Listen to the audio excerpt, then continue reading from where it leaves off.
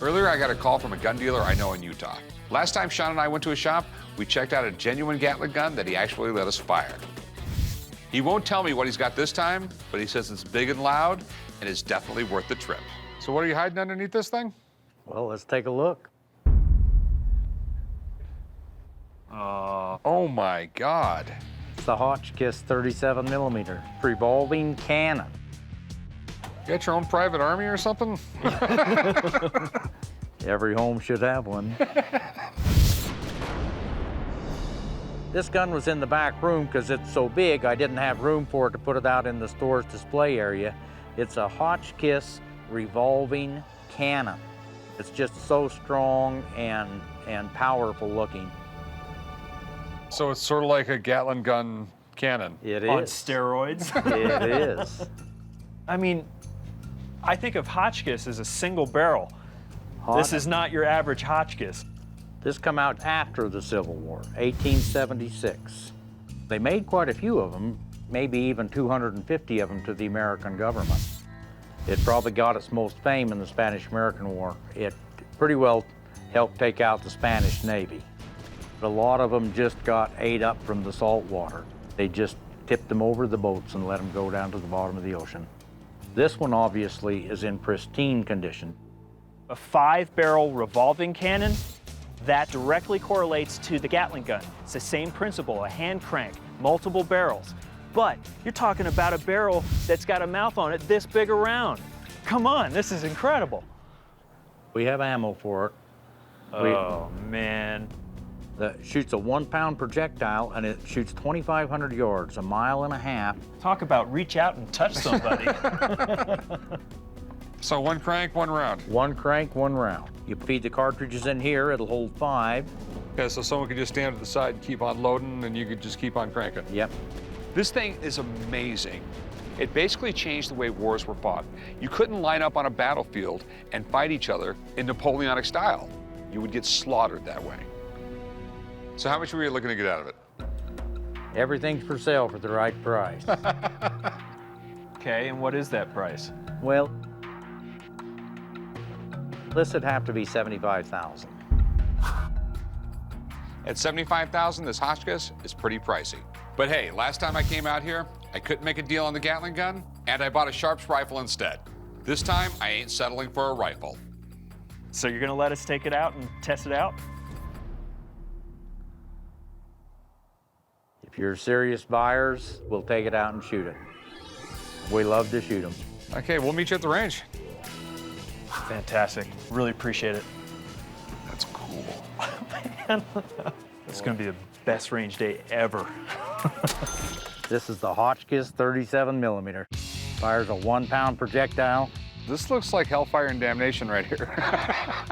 So with the Gatling gun, shot a pretty big bullet. But with the Hotchkiss, now this is what I'm talking about, 37 millimeter. This would do some damage. So downrange, we have a bunch of barrels filled with water as your target. And then beyond that is the grand finale, the last target. I'm not gonna tell you exactly what's gonna happen, but hold on to your hat. This gun was designed to inflict major damage. You wouldn't want to be in the front of this thing.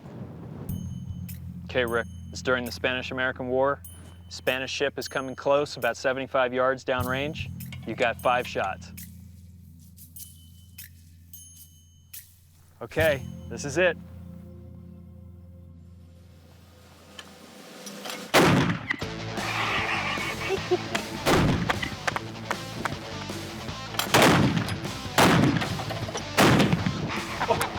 Yeah, that's what I'm talking about. So the last barrel is going to be the grand finale. This is an impact target. So in other words, a projectile has to hit this element to make it explode. The last time I came here, you saw the exploding target for the Sharps carbine. That was 2.5 pounds of explosives. This is going to be 20 pounds. This is going to be incredible.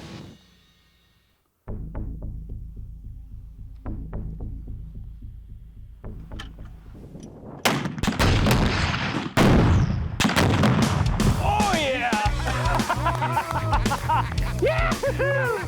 Nice! When I hit that target, My God, I did not expect that. This thing is awesome. For something built back in the 1870s, it really packs a punch. If I can work out a decent price, you're damn right, I'm gonna buy it. So realistically, what are you looking to get out of this thing? The Canon's got to be 75,000. It's one of those things you just don't ever find. It's an opportunity to buy a piece of history. I'll give you 40 grand for it. 75,000 is a bargain on this. Will you take 45 grand for it? Cash right now. Not an easy sell. You have to find that one person. No question And they're getting about it. harder and harder to find. No question about it. That's a serious offer.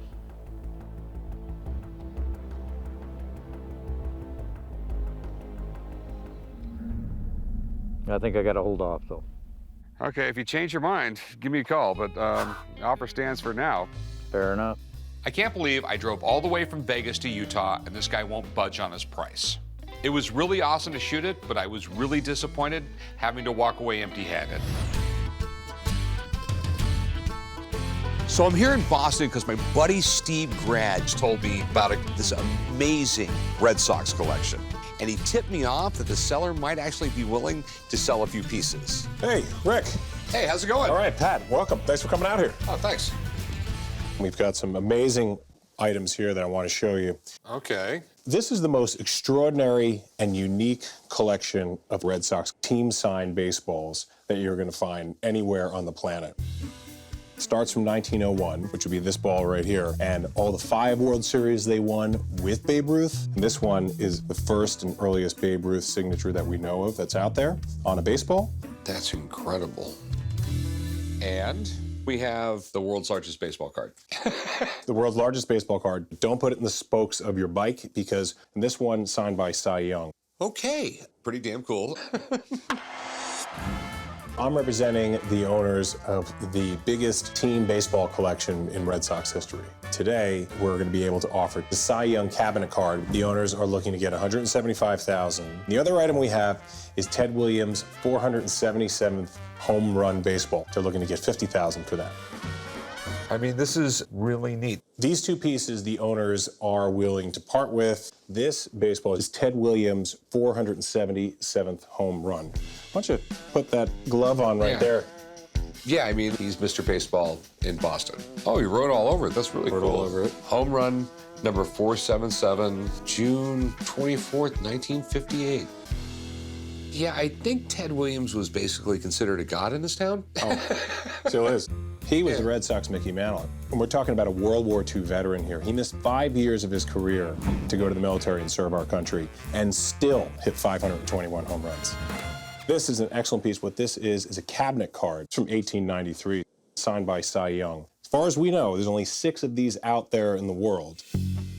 The best part about it is if you look over here, this actually comes in the envelope that he sent it with his handwriting. Yeah, it's pretty incredible. Yeah, it's Cy Young, who's arguably the greatest baseball player ever to live. Yeah. He's a pitcher that won over 500 games. 511. It would be mathematically impossible for any pitcher to do that nowadays because they don't play that many games. So, super cool collection. So, gloves off, what is the price of the Ted Williams ball? Our team will accept $50,000 for that ball. Okay. And the world's largest baseball card. We're asking $175,000 for that. Okay. It's a little bit pricey. So I'm going to go give Steve a call. Okay. Yeah, I just want a little input here. Give me a few minutes. I'll be right back. I'm going to go give him a call. Okay, great. So I guess you already know about this stuff. Yeah, it's some really great stuff. This is some of the best stuff I've ever seen outside of the Baseball Hall of Fame.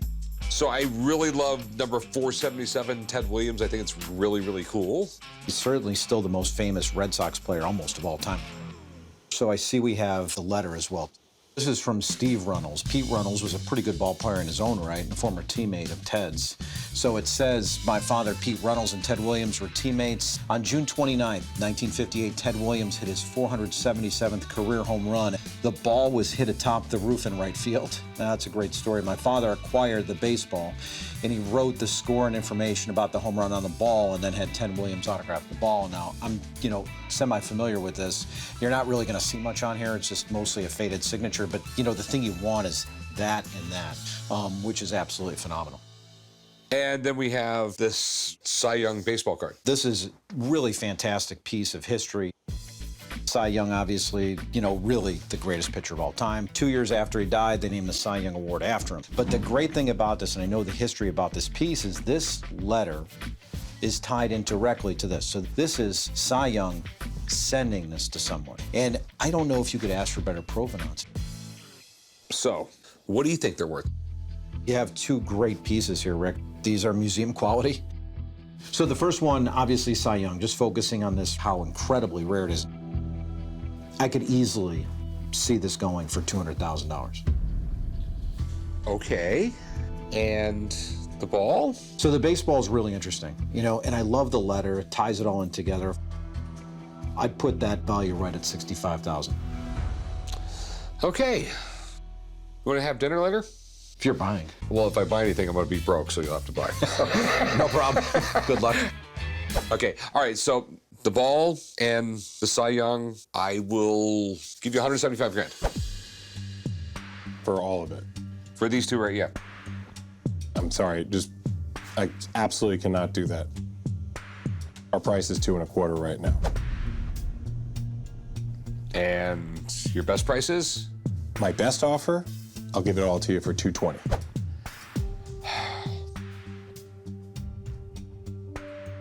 My best offer is literally going to be 180. I'm sorry, just can't do it that low. Okay. Well, if you change your mind, let me know. Okay, But thanks a lot. I was disappointed that we couldn't come to an agreement on price, but we're gonna hold on to them. We know there's other interested buyers out there, and we know we'll get our price eventually. Hey, Bernie, how's it going? How are you, Rick? Doing good. There's a ton of people I do business with all around the country, but I never get to meet them in person. Can't wait to see this stuff. It's always over the phone or the internet or something like that. So now that I'm in LA, I'm gonna go see Bernie, the guy when it comes to all things Disney. Whoa. This is it, the Mouse House. That's all from the 1930s. This has got to be like the most impressive collection I've ever seen in my life. Thank you. I love Mickey Mouse. I've been collecting Mickey Mouse and Disney things since about 1968, before it was pop chic. I saw this stuff go from lowbrow to high art in a matter of decades. This is all pre-Disneyland. Oh, definitely pre-Disneyland. Disneyland was 1955, where the first merchandise was produced around 1929, 1930. Yeah, I think the first merchandise piece was someone ran into Walt Disney in a lobby and wanted to give him $300 so he could put Mickey Mouse on a notepad. That's exactly right. Mickey Mouse was wildly popular in the 1930s, but the stuff that was built wasn't built to last, and there's hardly any of it around today. Let me show you. This piece is not for sale, but this is an old King Cole store display pre-Donald. But the beauty of this thing is it moves. Doesn't get any better than that, Rick. Yeah, that is amazing. Now I'll show you something that I think might be the only example. That's Walt Disney's original business card from the Hyperion Studio in Hollywood.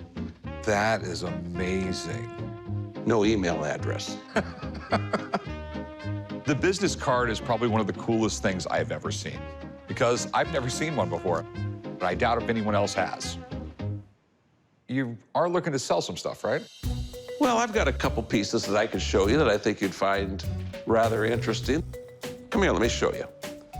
I have probably the largest accumulation of what they called Old King Cole store displays, and I have got 3 that I'm going to show to Rick that he's going to go back to Las Vegas with. You mark my words. It's a Mickey, Donald, and another Mickey.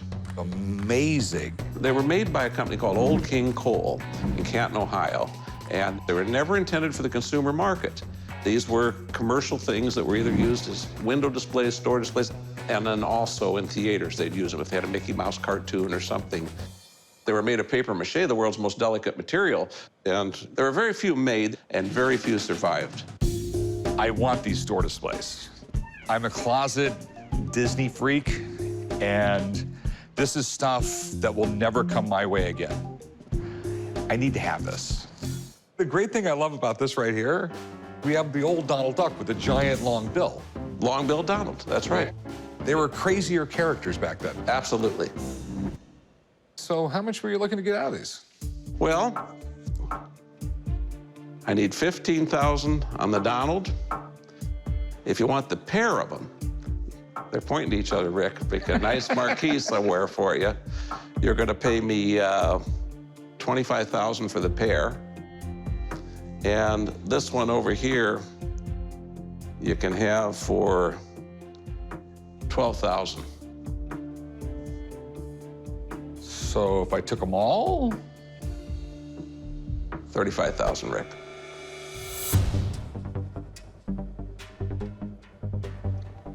Did you go 30? You're gonna negotiate with me? It's in my blood. I can't help it.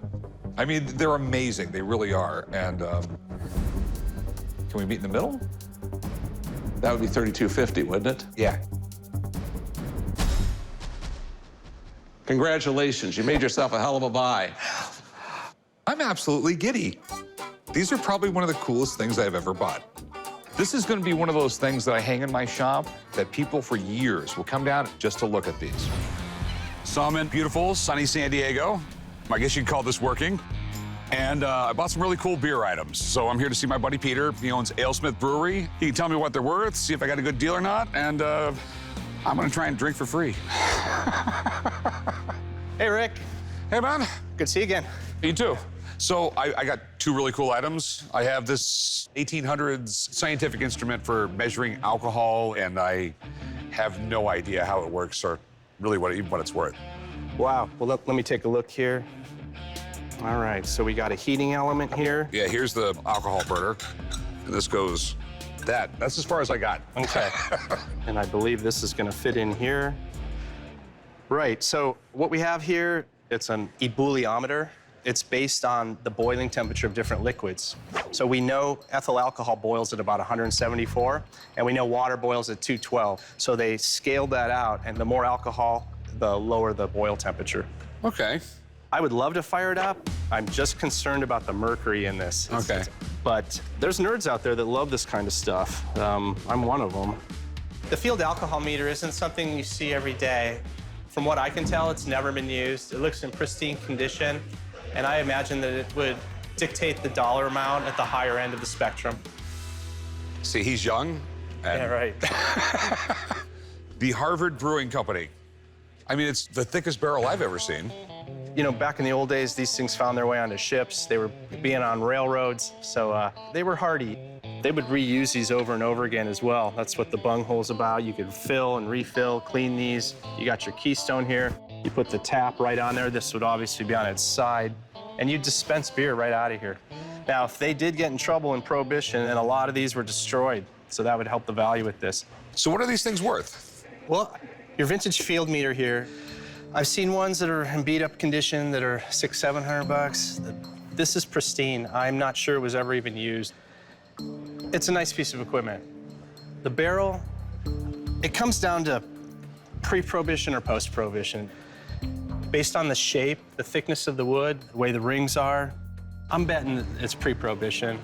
So I'm gonna say together here, about 2,000 bucks. So what did you pay? Paid $1,400. Huh? You know what? And they're gonna look great in my bar. They are cool. Now, what's interesting is barrel aging strong beer in bourbon barrels, rye barrels, tequila barrels became fashionable. And I can show you how we use those today back in the brewery. Okay, this I gotta see. So how many barrels do you got right now? We're pushing about 800 of these barrels. It's beer that's finished and ready for market, but we take a portion of each batch, and we can park them in here up to a year. And they're going to be everything the original beer is, but now you're adding layers of complexity like vanilla, oak, some bourbon notes. Okay, cool. I love beer, but You can leave. no, it's also got a great history. It's what people sustained on because, you know, if you were in London back in, say, the 1600s, you would be insane to drink the water there. Beer was fine. And it goes even deeper. You know, we stopped being nomadic for the grain, for beer making, bread making. Why did Mayflower pull over on Plymouth Rock? They ran out of beer.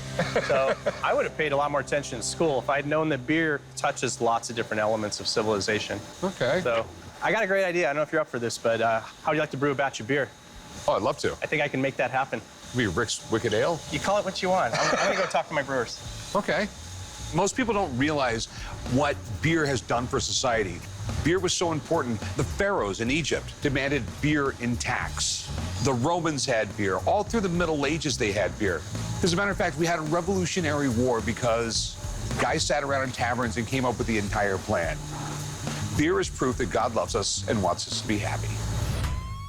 I'm in LA to do some business with Julian's Auction House. They have some really cool memorabilia here from celebrities and sports stars, and they have a worldwide audience. This trip is all about making money, so what better place to do it than Hollywood? And then over here, we have some Cher. Actually, I have a customer that would love that. Is there any way I could maybe talk to the owner and buy it before the auction? We don't like to do that because we have people flying into the auction. But most people don't put hundreds of things in your auction. I know. Hey, Sam, do you have a minute? Sure. This guy's got some sign sheet music and an autographed picture of Cher. So I think it might work out for him and me if he just sells it to me now. He doesn't pay the auction commissions, and I get it for the right price. This is Sam. Sam, this is Rick Harrison. How's it going, man? Good. This piece you've consigned to us for the auction, Rick actually wants to buy it outright. Great, thanks. Let me know what you decide, and we'll pull it from the auction. Thanks, All right, man. thanks, Thanks. guys. So where'd you get this?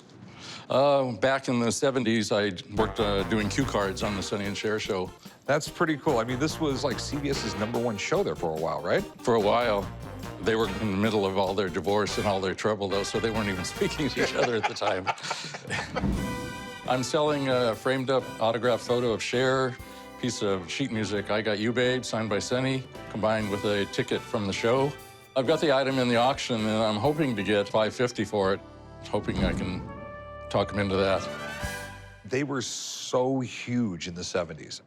So was it fun working on the show? It was fun because it was my favorite show, and I love Cher, so it was great. And between breaks, they'd be just wandering around or whatever, so I took it with me one day and had them both autograph the pieces. Cool. Yeah, I've heard of television shows like that where people absolutely hate each other, but they still work with each other because, you know, they got a contract. Right, but then they'd come on and sing I Got You Babe or do their skits or whatever, and everything was fine, so. All right, pretty interesting. I mean, I remember it was the typical variety show of the 1970s. They would come on, they'd do like a monologue, they'd get some laughs, and then they'd do different weird skits, and they'd have guest stars on all the time. Right. Everyone knows the song, I Got You Babe. Everyone knows Sonny and Cher. That's what makes this so iconic. And if these autographs are actually real, this is a great find. So how much were you hoping to get out of it? I'm asking $550.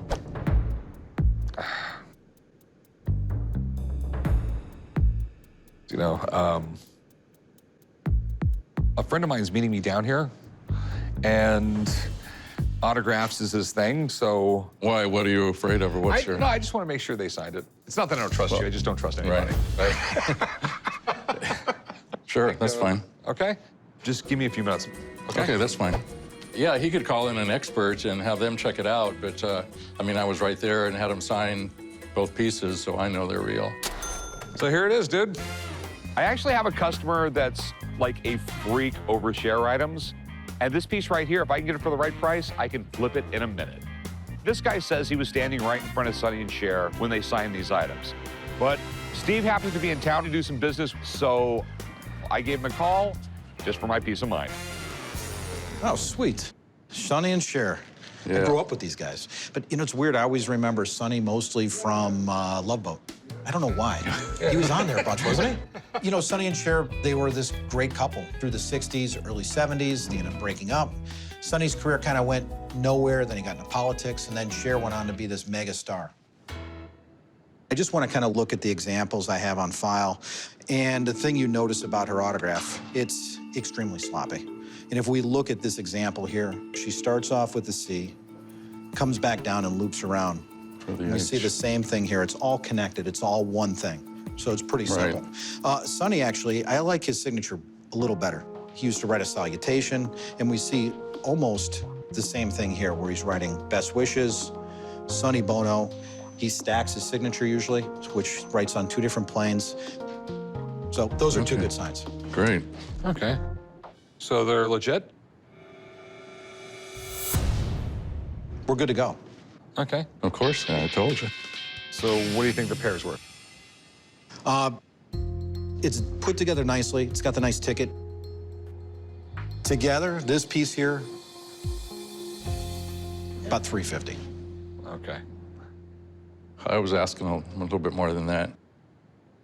If Cher was actually on the sheet music for I Got You, Babe, that would really put it up in the stratosphere. All right, thanks, man. Yeah, good to see you. Good luck. Okay, thanks. Yeah, thanks, man. I'm basing the value on what I see in the marketplace. Could it go for $550? Could it go for $700? Absolutely. But I think it'll end up being close to that $350 range. So what do you think? Thinking like 250. No, I can't do that. Any Sonny and Cher fan would love it. They probably would. I mean, but you know, he bases his prices on stuff that's already out there. So Right. I mean, what's the best price you take for it? Like $475.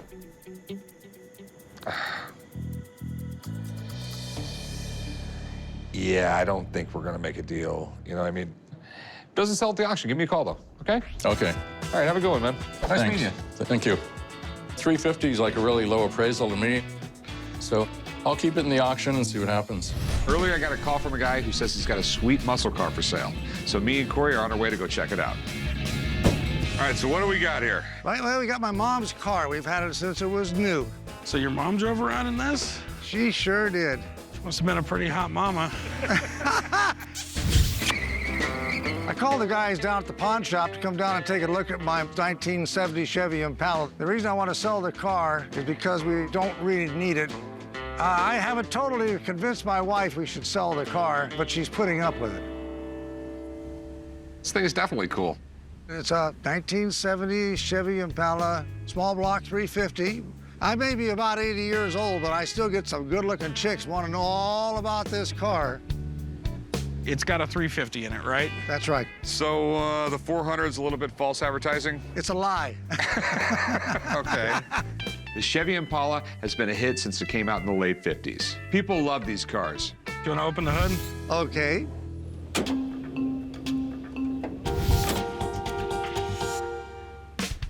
Damn, you got a lot of chrome under there. Yeah, I've got everything chromed that can be. All the nuts, the bolts, the small pieces to cast. It also sounds good.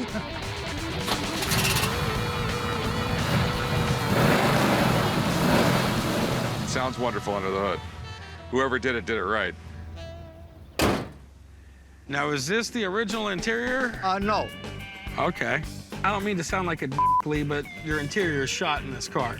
It's gonna have to be redone. You can do it, I'm not. Did you think the electrical tape on the molding was gonna fool me? No, but I was hoping. This car is definitely showing its age in a few spots, but it's got one of the cleanest motors I've seen in a while. If I can get this car for the right price, I'll have no problem selling it to someone who wants a restoration project. What are we asking for this car? Well, I've got it, a figure in my mind of $21,000. I'm thinking this is maybe a $5,000 car. I'm not meaning to beat you up, but literally for like $10,000, I can get a convertible with a 400 in pretty decent shape. I'm even pulling back the $5,000 offer. I'm gonna offer you $4,000.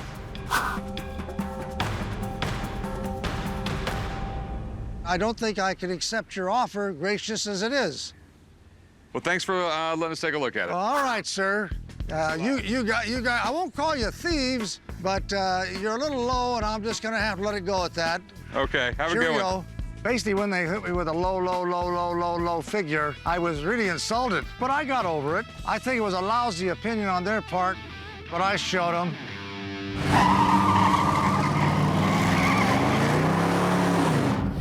This is a rocket ship model that was used by the film studios for the Flash Gordon serials back in the 1930s. Flash Gordon, huh? Mm-hmm. It was the cheesiest, most inexpensively shot thing you've ever seen in your life. Super cheeseball, but every sci-fi fan will acknowledge super cool, too. This originally was owned by a world-renowned toys and props collector who got this from the studios back in the 1960s. I think this thing is worth in the $100,000 range. This is really, really neat. My specialty is not in the sci-fi. Okay, Flash Gordon was really the first TV series. Right.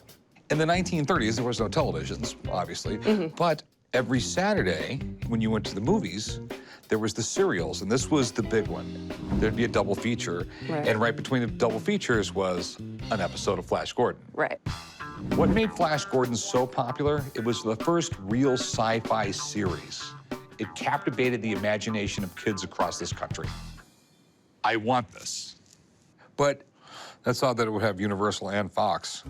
Originally, Fox Films, with the film Just Imagine, they had a very similar rocket ship model. And then Universal obtained some models from Fox to use in the Flash Gordon. So this might have even been around for Just Imagine. Okay. I can see you want this to be your baby, so I'll let you have it. Okay. Darren has been absolutely great. I feel bad that I'm trying to take something away from one of his auctions, but when opportunity knocks, I'm just in love with it. But I've seen a lot of these old props from back then. And, you know, my big concern with it, it's too nice. I have a friend that does props. Okay. Okay. I'm gonna get him down here. He'll take a look at it. Right. This is neat. Hang out, hang out. Okay. If this movie prop is actually real, it will be worth a fortune because it would be a prized item from the golden age of movies. Earlier, Darren called me over to take a look at a movie prop from the 1930s Flash Gordon serials. This thing is possibly one of the coolest movie props I have ever seen, but I have my doubts on it being real. So I called to my friend Jason from LA to help me out. This is it. Okay. Any movie props, even insignificant movie props from the 30s, are exceedingly rare. And this is a pretty prominent ship. I mean, when you think of Flash Gordon, what image comes to mind? It's probably going to be this ship, right? It's the rocket ship with the really cheesy sparkler coming out the back. Exactly, yeah. So, Rick, what are your concerns about this piece? This thing is incredibly built, Right. and that's what scares the hell out of me. They didn't spend that much money on movie props back then because they didn't have to. Right. There's a number of things that concern me about it. On the bottom, you know, there's two stamps. This says Fox Films Corporation with an S, and it's actually Fox Film Corporation. So it's like a typo on the logo, which is sort of a red flag. And the other thing is it's Universal Moving Pictures. And in 1922, they changed their name to Universal Picture Corporation, and Flash Gordon came out more than a dozen years later. So it has the wrong name for Universal Pictures. So what do you think? There's a lot of people that make replica props that usually are better than the ones that you see on screen because they're made by hobbyists that are putting all this attention to detail, like all the rivets and things like that. Just look, I mean, I'm not saying that it is, but looking at it, there's nothing about it that looks aged. All right, well, unfortunately, it's not real until you can prove it's real. Right. Okay? Okay. But it's really, really cool. Absolutely. It was nice talking to you. You too. Thank you. This was not made yesterday, despite what anybody says. This thing's old, and I think that sometime down the road, some information is going to pop up about it. But in the meantime, we'll hang on to it and enjoy it.